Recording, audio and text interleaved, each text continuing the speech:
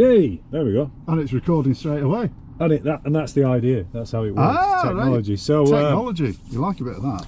So this is. So I'm Steve. I'm Bob. We're going to go and drive around Wales like idiots because we're 50 and we don't care. Yeah. So we're having a little adventure in the car in the SLK. So it's back on the road. Well, it's never been off the road, has it? It's never really been off the road. Some of it's no longer on the road. Looking on the outside, there's more rust than in this car. Yeah. Every time you put the bonnet down, there's a lovely little sort of sprinkling tinkle of rust. Look forward to the rain washing the rust up the windscreen. So we'll be seeing that at some point. But it's a 25-year-old Mercedes. They rust. Not like me. Yeah, exactly. So we're dressing our finery because obviously we're gentlemen now. We're gentlemen. Yes, we used to be yoiks, but now we're gentlemen. Yeah. And we're going to take our gentlemanness to Wales and see how they find it. I'll probably say, we'll have none of that fancy stuff around here, thank you very much. I like your accent. You're going to fit right in. Oh, I'm going to fit right in me. Well, I was born in Chester. It was on the border. Does that make you Welsh now? Makes me a Scouse Welsh, apparently. Almost Welsh. Almost Welsh. Whereas I married somebody who's Welsh, so I've actually got legitimate claim. I've married into the Welshness. Ah, well, there you go. So we could go away. So obviously right now we're outside my house in Sheffield. We're going to go across countryside through the Peak District. Nice. And then down to Llandrindod Wells, which is a weird town. You'll see why, I'm sure, at some point we're gonna. I mean, my plan today is, just so you're aware. All right. We get to Llandrindod Wells. I know you can get a decent curry, and I know there's some beer. Ah, that's fine. So I mean, we'll be sorted. Over the next 3 days, 3-4 days, we're going to travel around Wales, around some of my favourite back roads, which are usually suited to motorcycles. So I don't know how we're going to get on. I'll just put it on 2 wheels. That'd be right. Yeah, it'd be right. Fine. So the adventure begins. We'll stop there. We'll bring you back in a bit. Okay. Ciao. Making progress. Making progress. We've come through the Peak Districts. We've gone basically my favourite set of roads, past Bakewell down to Buxton, across the top, and we're just coming through Congleton now. So technically we're on the edge of the Peak District. And from here we're going to head towards Nantwich, then down the backways. It's a nice one. It's one of my routes I like to go to Wales on the motorbike. So rather than go down the motorway, as I've explained, we should go, which is really noisy and annoying. I like to go the back road because you up and down the gears and stuff. Yeah.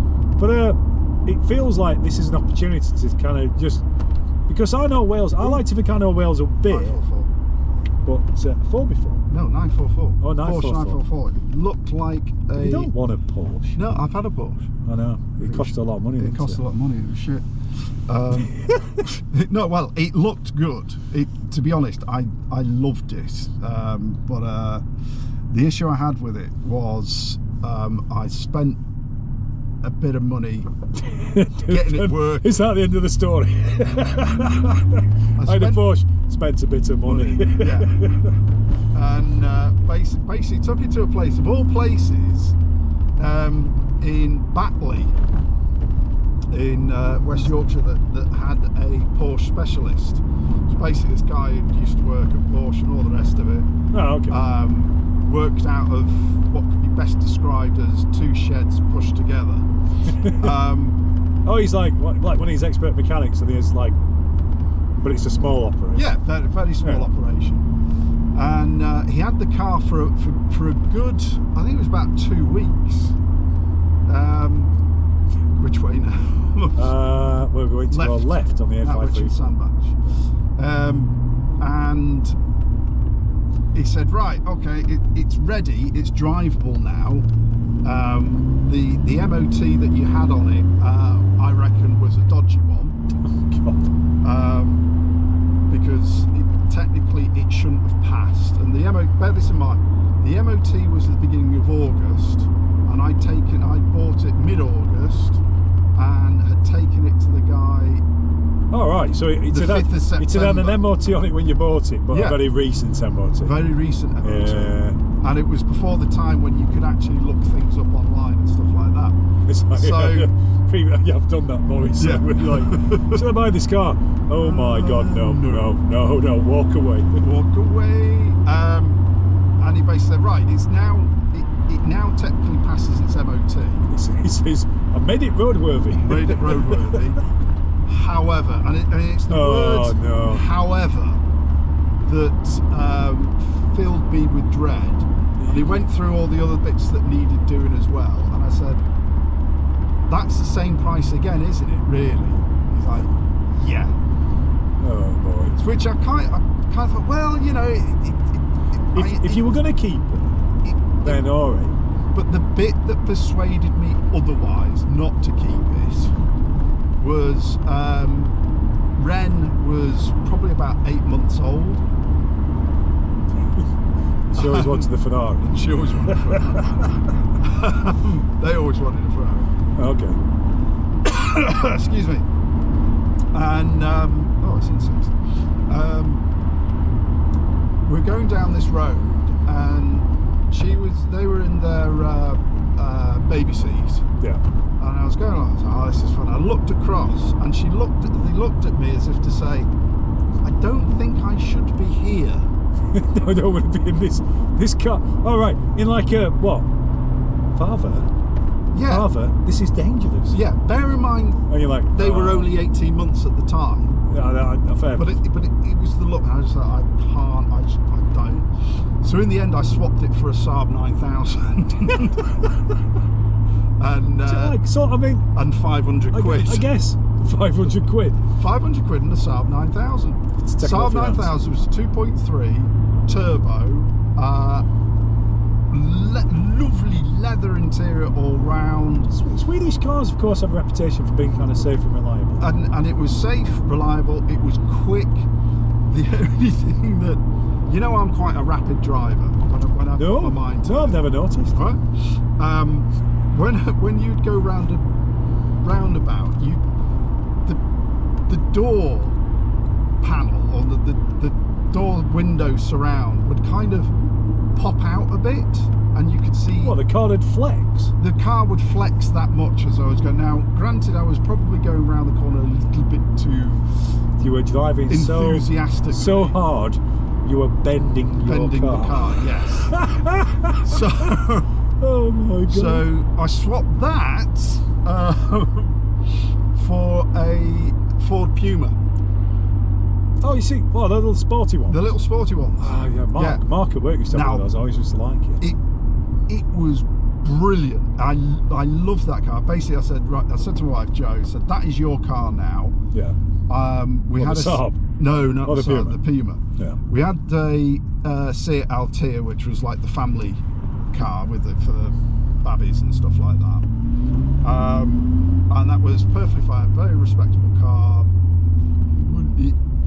It did 50 miles to the gallon. It was competent. A all the rest of competent it. family It was car. a family yeah, car. but It's fine. Fun? Not so much. Well, it sounded like it could be at 2.3 litre. It's going to be a little bit. Well, no, that was the Saab. The The Puma. was what was the standard 1.7 Yamaha build, right? Because I didn't know Yamaha made yeah, car engine. Yamaha made the engine Oh, it's well that. for the Ford Puma. Actually, the so I 1.7. imagine that.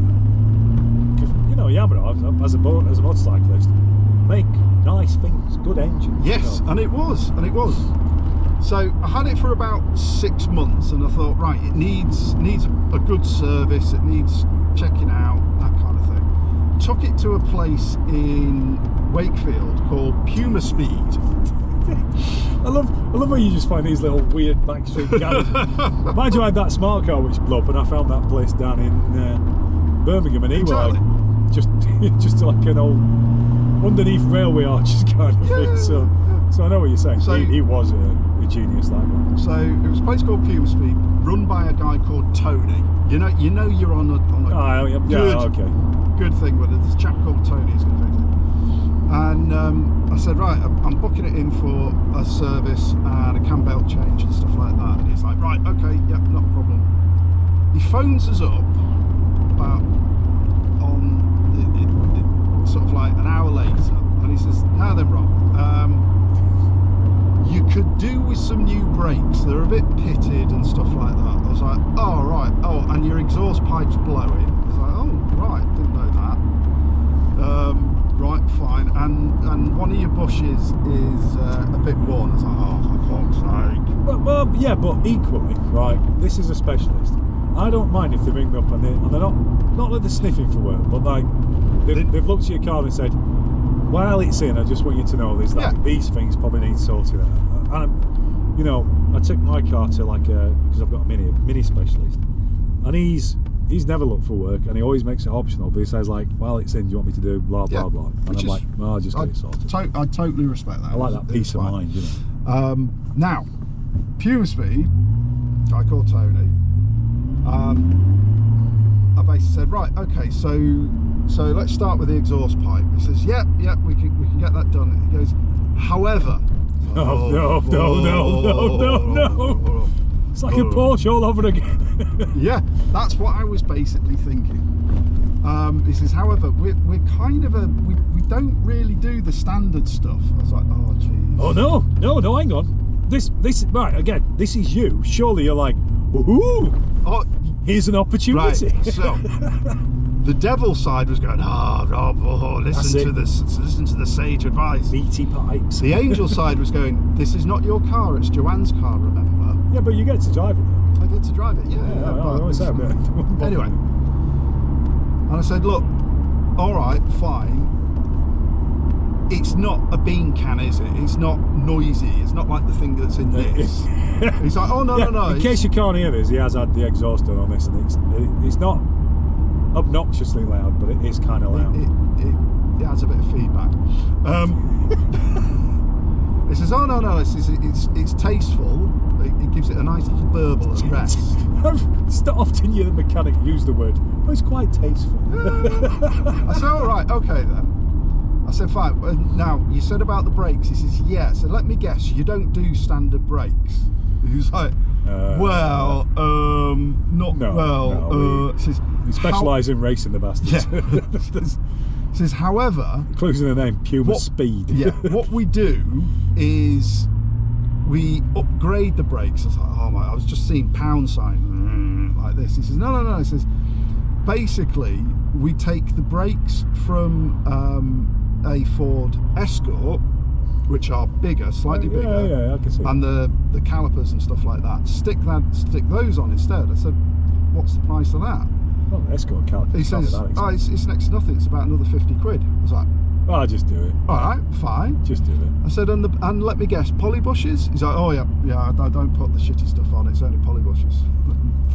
What's a poly bush? Poly bush, right? So, this is the bushes at your front of your car, right? They're the ones that give you a little bit of flex, makes things feel smooth and stable and stuff like that. The ones you get at that are factory, that are OEM, they tend to be rubber, hard rubber, but they tend to be rubber. Yeah, quite thick. It's like a stiffening, stability kind of thing. Poly bushes is obviously made of, is not rubber, it's made of polyurethane. Right. So they are stiffer, less flex in it, even more stability. Can make the car a little bit on the bouncy side though.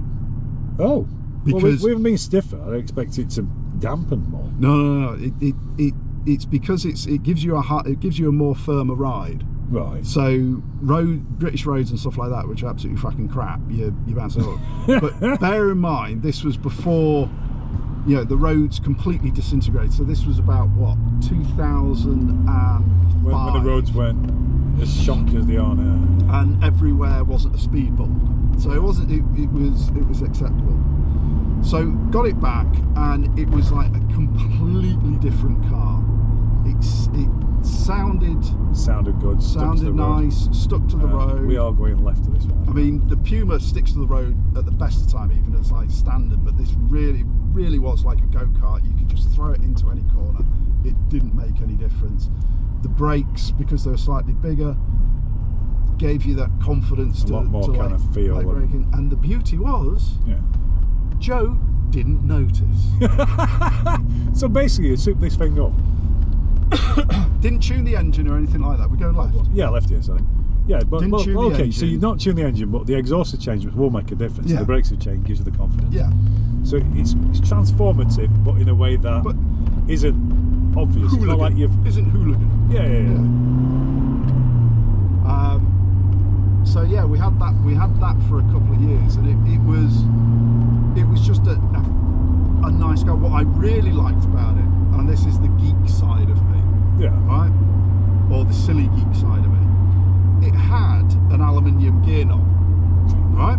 rather than know. leather bound. So like I tell you, Mark had one, and I used to like the fact it got a shiny knob. Yeah, it had you didn't want to buff that knob, but No, because I've got a wedding ring, as you were changing gear, it would click on top of the shiny knob. So it sounded, for a split second, you could imagine you were in a Ferrari oh, like, as you were changing gear, because it would click as you went. oh. There's a tip, right? If you want to sound like you're driving a Ferrari, wear a metal ring and put a metal gear knob on. Yeah.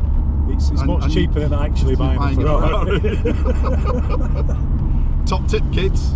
That's what you want. Yeah, that's it, man. So yeah. Anyway, we're talking about Wales. We're supposed to be talking about. So I mean, are we saying that the Puma was the happy ending? Then you got rid of the Puma's Porsche, the happy ending. swapped it for the Saab. Didn't find it exciting, but it didn't matter because you bought the Puma in that one. But then I swapped that. What did I swap that for? Oh, the Puma. The Puma, yeah. I swapped that for a BMW 330i Touring, which to this day is still my most favourite car. 330. I don't think I've ever seen it. I don't think I saw that. You didn't see it. You heard about it because you used to take the piss out of me because it was an estate. Yes, no, that's fair enough. It's a bit dad. But that, yeah, it was very dad.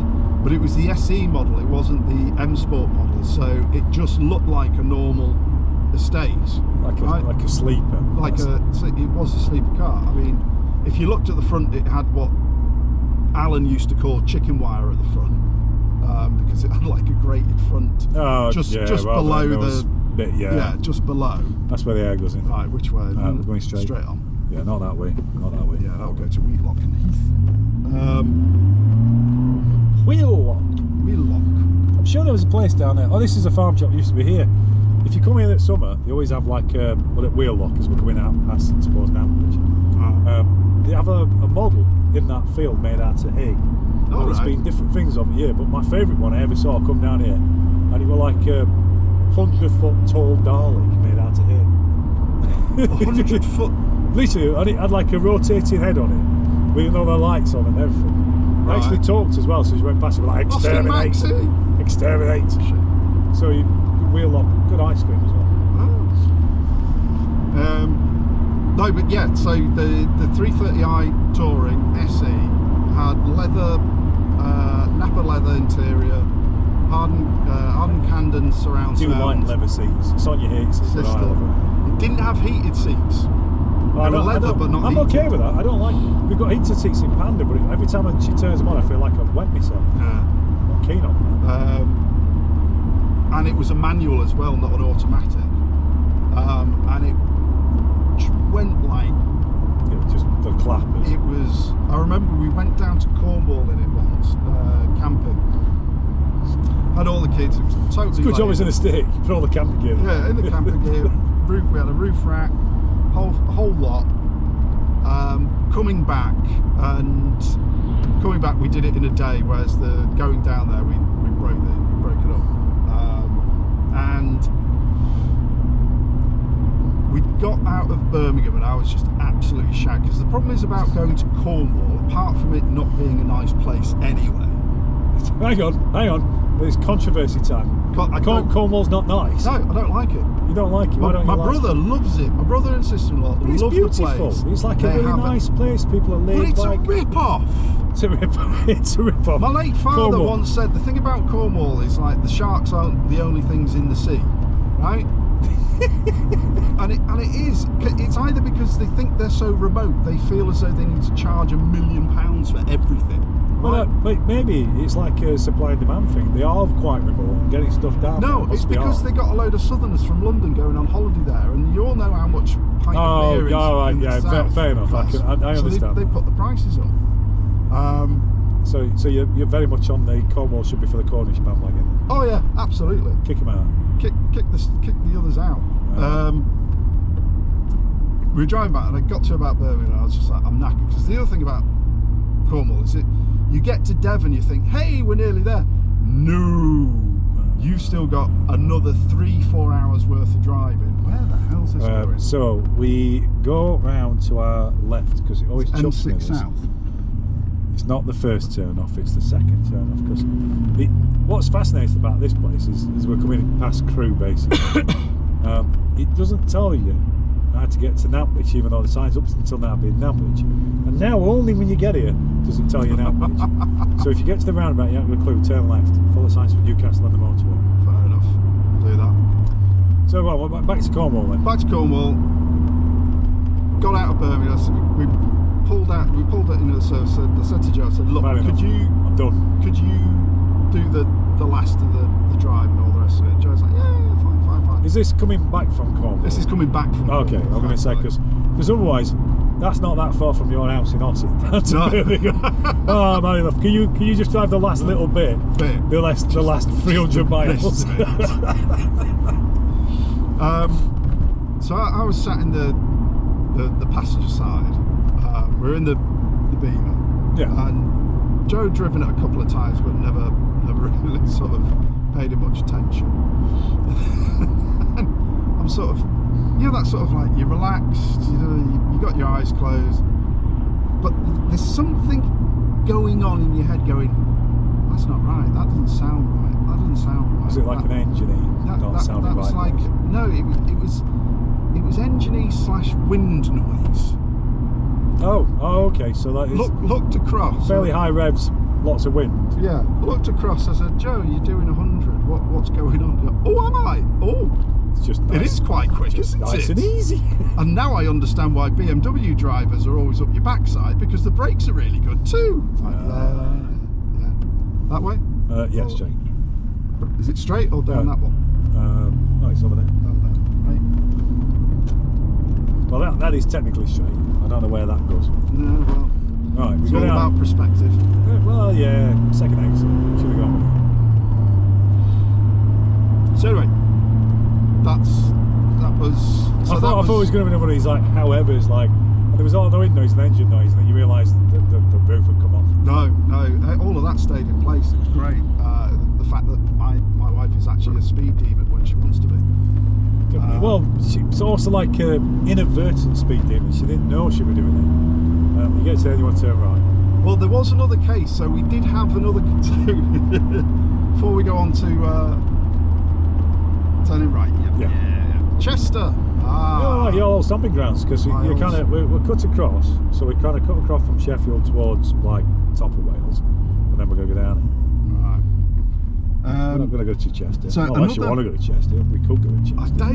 I was kind of thinking maybe on the way back. We do it on the way back because we're not that far, because we're staying at Llangollen on the way back. Left turn, Clyde. Always be wary of Toyota Ursas.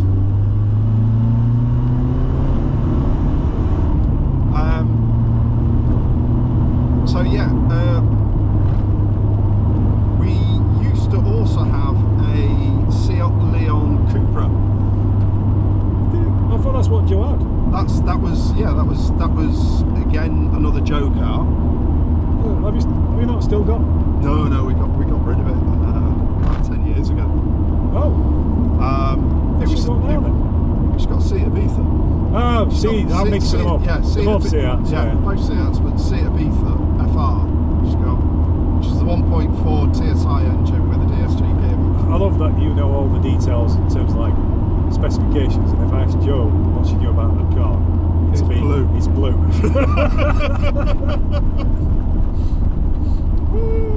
Right, so we are going straight on at this one. Oh my god, what's going on with this? I like how they've put these stripes in case you fell asleep and didn't notice there's a roundabout. This would wake you up. I wonder how much rust we've left. Rust and contents of my teeth.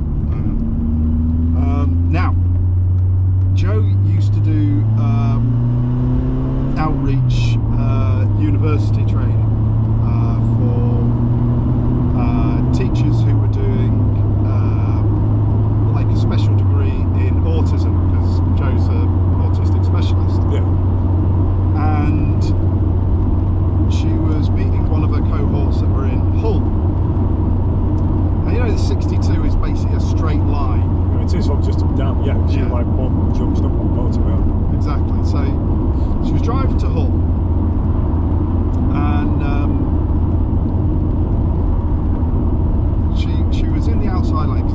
Jo also has no time concept either, so she was late. And she was bombing down the road, down the M62.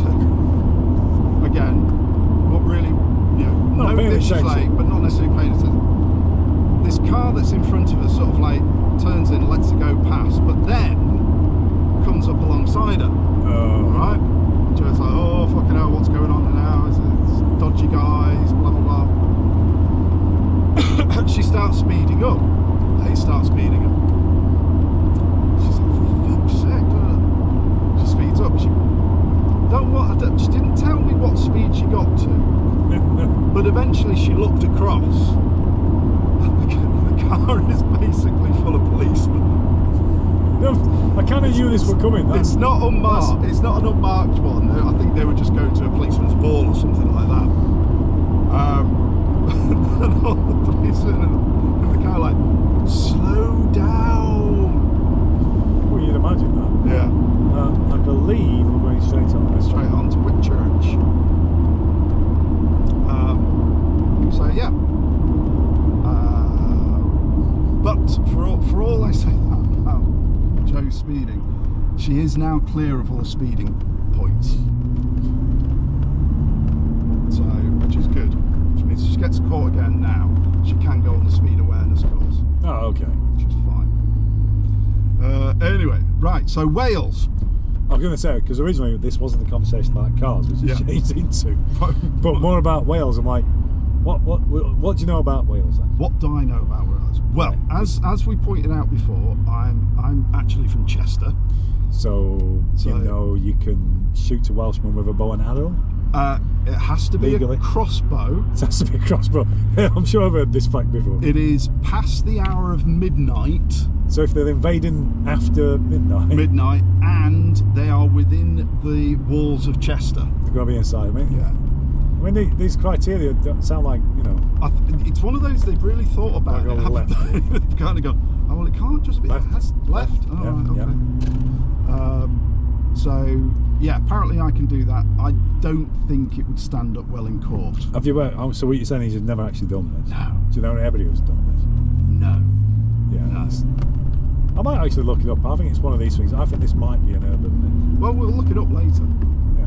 And reference check it. So I was born from Chester. I lived there. So I was born in Chester because I had Rhesus disease, and they had a Rhesus specialist. Oh, okay. For those who don't know what Rhesus disease is, basically where the mother's blood is attacking the baby's blood. Oh, I didn't know that. I knew it was a blood thing because Yeah. you have like rhesus monkeys, weren't there? Yeah. It was like a. So I was prematurely born by 2 weeks, and yet I'm put in an incubator. And my dad used to say that when he would recount the story, that basically it would be like little baby, incubator, Rob, little baby, little baby. You're a chunky baby. I was 2 weeks earlier, £8. Bloody hell. Yeah. If you'd have gone to term, you must have been massive. Yeah. So anyway, survived all that. Well, We clearly, then- otherwise yeah. you won't be telling me this story, would you? Or am I, ghost? Ooh. That'd be scary. We then lived in Devon for a bit in a place called Yatton.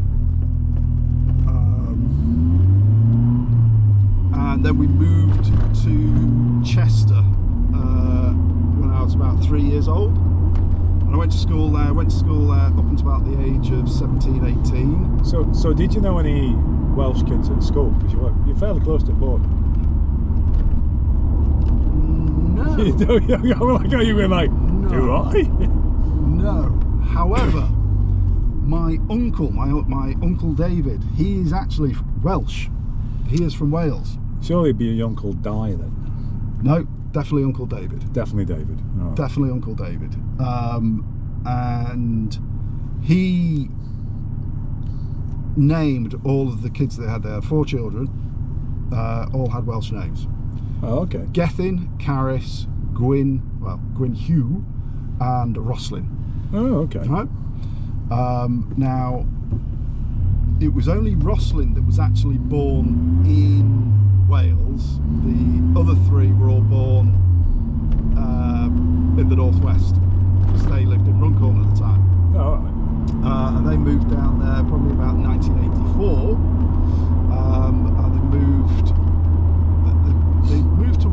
Wales first for a couple of years, and then they moved to a bigger place that needed completely renovating in a place called Three Crosses. And I used to go down there sometimes on holiday. Oh, okay.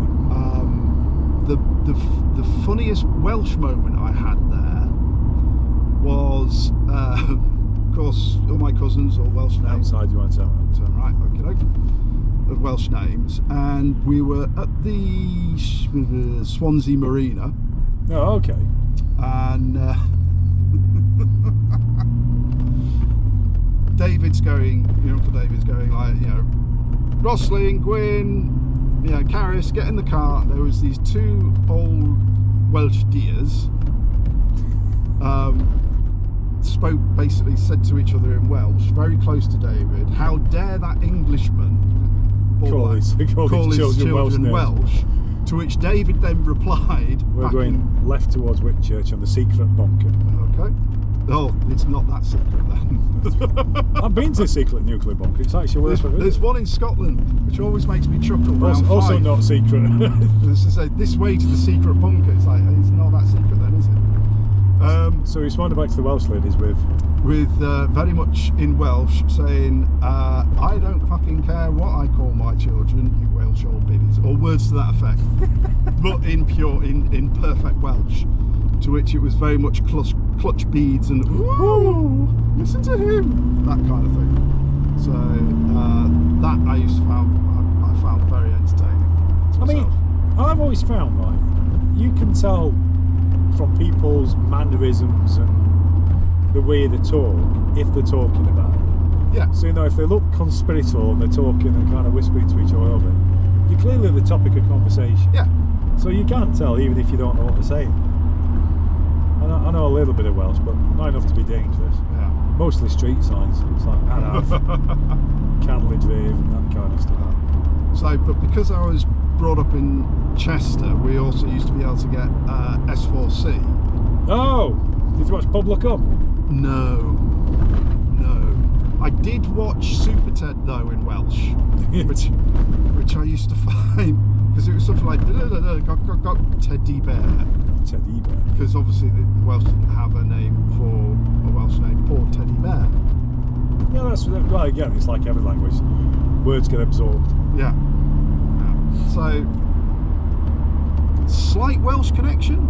Oh, I see that. I mean, it's so basically, just to sum it up, then you live very close to Wales. You didn't know anybody Welsh, but you do have family who are Welsh. Yeah.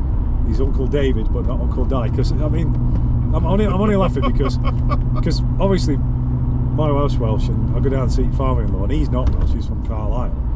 But me and him were good at pub with his mates who we'd worked with for years, and basically 6 of them were called Di.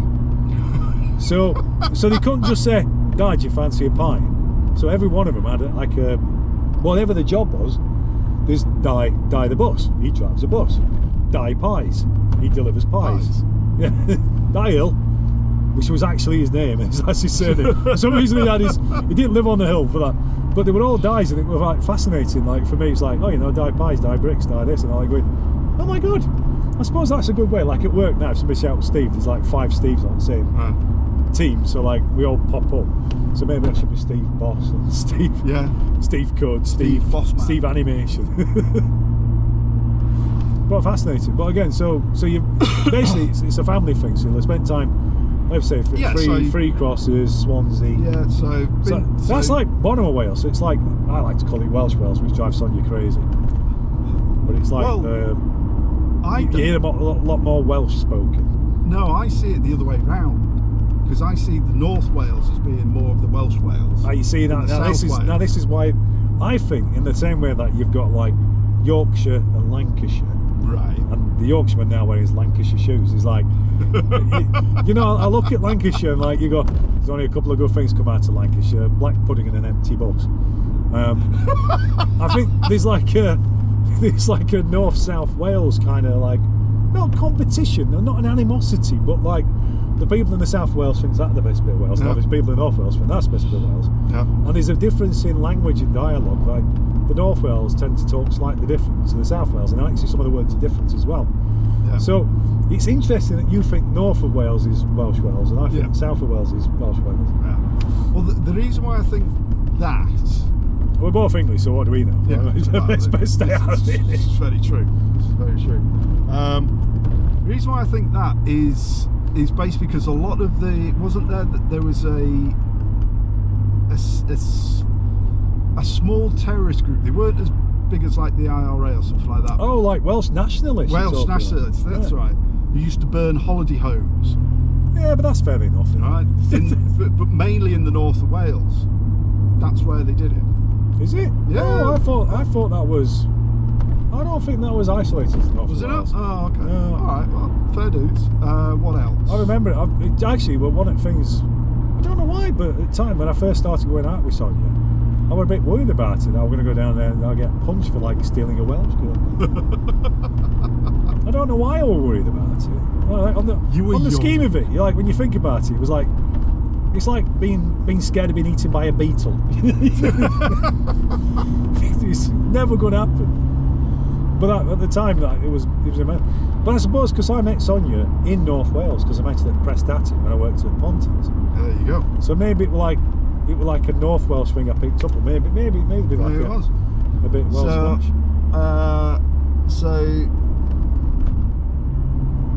So places where I've been to, obviously the south. Haven't done that much in the middle. North Wales, obviously been to Rhyl. 'Cause Rhyl's- that's what you do. Yeah, it's sort of like Liverpool by It's sea. Liverpool by sea now these days, rather than Liverpool by the river. What else? Round towards Conway, there used to be a little tank museum. I remember going there a few times when I was a kid. Oh, okay. So I went there a few times, and then when I was in sixth form, the geography teacher decided that a good thing for some of the God, it smells around here. That's because roads are covered in manure. Yeah, okay. Oh, he does and all. I've just As got long to as it's not me, it's fine. No. He'd take us sailing at the Menai Centre on Anglesey. Yeah, So I learned to sail GPs and toppers and 420s, basically on the Menai Straits, which I just that's whaling sail. When I've explained that to other sounds people, quite posh, Bob. That. What's not posh? No, like surely sailing. You think of sailing as being like a posh person's hobby. No. I mean, obviously not, because you're like borderline Scouser, but despite the attire, of course, we are gentlemen these days. But back very then, much no, I gentlemen. can't imagine that. But no, learned to sail around that, which apparently, speaking, there's a couple of people I know who are actually proper qualified sailors and stuff like that, who I worked with last year, and they said, "Oh, you live to sail there?" I was like, "Yeah." Bloody hell, that's hardcore around there. I was like, "What?" I should imagine it is, because if you think about it, Anglesey, you've got to get over a bridge, either Menai Bridge or I can't remember what new bridge it's called. I think it's Queen Elizabeth Bridge. I could be wrong, but it's a fair bit out, and you've got water surely going around Edge of Island, so it's like a pinch point. So it's probably going to be choppy. It has the fastest tidal rip curl something or other. Well, that's Europe. my point. It's like it's gone from being out at sea to a narrower channel. You'd expect it to be gushing. I think it was. For a better phrase. It was. That bit, I did go on an outward bounds course. This is going to sound posh again. I had a Porsche once, you know. At the junior school I went to, it was on the west coast of it,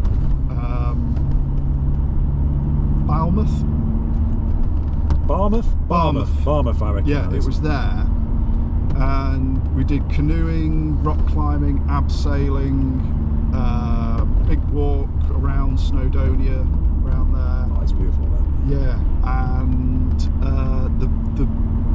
the funnest and scariest was we actually went down a slate mine. Well, you've been to Mid Wales then? Yeah, so it appears that I have. Because that's in the middle typically. All right, fair enough. So it was there that one of the things we had to do was abseil down it was an air shaft. Oh God. And that was fun. That was really quite fun because it was just like straight down. It was just like black either side of you, dripping with water. Done. Getting out, that was the heart. That I had a mini panic attack. Is it? Because it's not mice. It's like tiny little bits. Well, it was up this face, and it seemed like miles, but it probably wasn't. It was probably only about tops 20 meters, 50 meters, that kind of thing going up. Yeah. But you had to go up it was like a stainless steel rope ladder. Oh no. Yeah, I mean no. you were attached on. You still had safety rope, but wet, slippery, dark. Yeah. Stainless steel ladder. I did not like that at all. So it turns out I have been quite a bit around Wales. So I mean, I know it's a bit better because obviously I've been Welsh. We've been around a lot of it, either on holiday or just going to explore. So this is why you've trusted me to kind of set you up a bit of a trip to see some of the best bits. So we're going to head to start with. We're going to go to Llandrindod, Wales, which I like. I like that town because it's a bit odd, but it's odd in a sort of arty-farty way. It's like I like it. Old styley buildings, nice architecture, like weird little shops.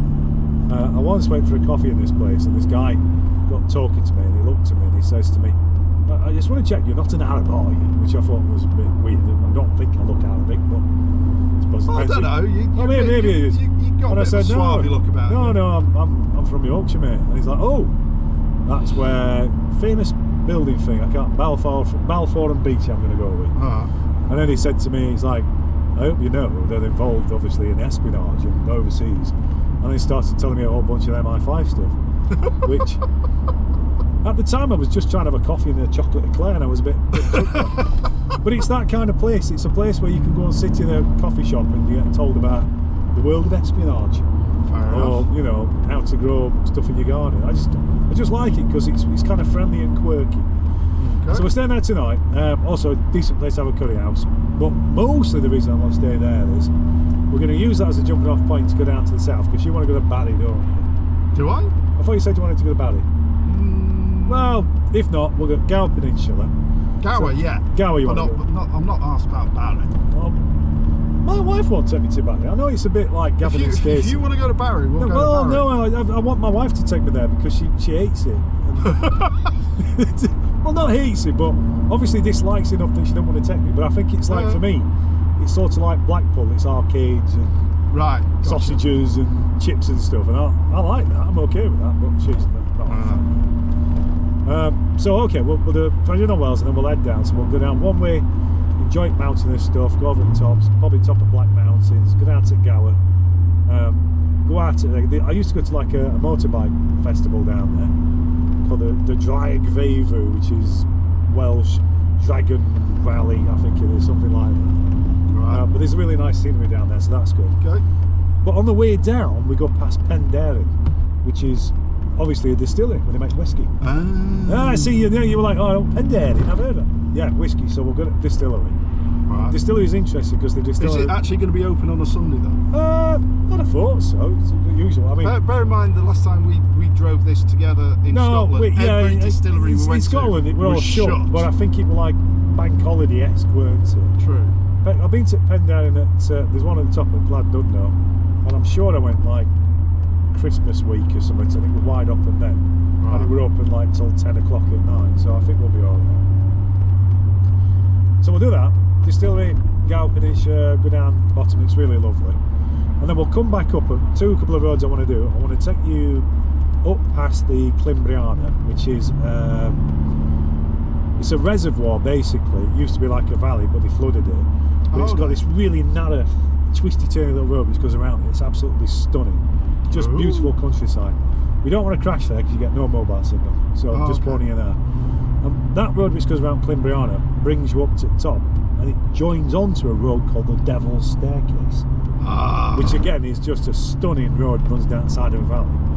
From there we're going to carry up to Rhyadr, which is where we're going to stop in Llandrindod World tomorrow. We'll stop in Rhyadr Sunday night. Yeah. And then Sunday we're going to go up through Mid Wales, take you around some interesting stuff with the Snowdonia at Llanberis Pass, and we're going to wind up at Llangollen. So which is, again, nice quirky town, Llangollen. Just kinds of interesting stuff to see. Right, where are we? Here we want to go left, because we don't actually want to go in Whitchurch, we're around Whitchurch. So I'm hopefully going to take you to some of the nice scenery. I mean, it's similar to a trip I did with my mate Tony on the bikes. But I've tried to think of more kind of car-centric roads. There's bits where we'll go, like, for example, we skipped this, but we're going around Macloop, where they send up fighter planes down the valley. I've seen loads of... Which is really stunning. We might go up to Barmouth, because going around that way is quite nice. You can go up, because from Barmouth you can carry up to Harlock. Right. You'll have heard Men of Harlock, of course. No. Famous Welsh song? No? No. Oh, you'll know it, guaranteed. And we'll just take a load of stuff in. So it's like a whistle-stop tour of things I like, but equally I want to try good places I've not been as well, and see what else we can find. Yeah, no, fine. Cool. The standing rule is, of course, if you see a distillery or a brewery, you stop and have a look. Yeah. He's made the right choice here. Going round. But hopefully we'll get to see a bit of Wales that I like, and we'll introduce you to some stuff, and we'll find some stuff. Oh my god! We'll find some stuff that we've never seen. So yeah, that's the. Don't you? I thought he was going to come out then. Oh god! It's like, do you know, like, as a motorcyclist, as soon as you see wheels moving, you're like, oh my god! I don't fancy that. I probably would make a good motorcyclist, because I was looking at those wheels. Saints on here. Yeah, no, thinking the same thing. Going, what's he doing? It's basically simple. If you're on a motorbike, just imagine everyone's trying to kill you and watch for how they're trying to do it. if they're at a junction or the wheels turning, they're coming out. Yeah. They're coming out. Get ready to dodge, because you're going to get run over. It's just dangerous. Right, you want to head for Chester, Warrington, Wrexham on this one. Okay, doke. Right, we'll stop there, because we've wobbled on for about almost an hour. Have we? Bloody hell. No idea, but it feels like that. So yeah, let's. We're not actually in Wales yet, but we're getting there. So we've just stopped at Ellesmere, because we're having pork pie and coffee. That's it. This is So our bodies are temples. lunch. lunch break. We've gone to a place called Vermeulen's, which I always talk about whenever people talk about Ellesmere, which is like a little bakery / delicatessen. They were closing up for a day, so we obviously went for pie. So that bit of pie, just chop it in two. But I like to stop here because it's just a nice spot. And very nice little shops. Yeah, lots of interesting. Proper sort of like, I don't want to call it traditional, but it's like, there's your hardware shop, there's your electrical shop. And